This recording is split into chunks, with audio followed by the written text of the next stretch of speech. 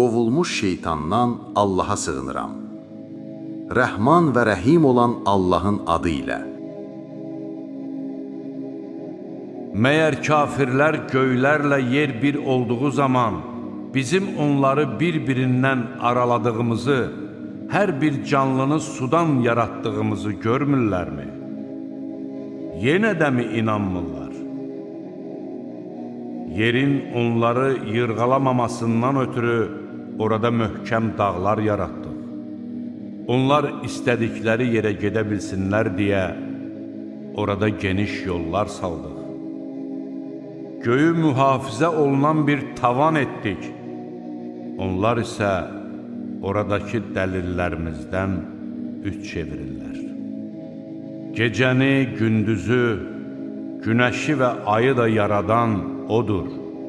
Onların hər biri öz orbitində üzür.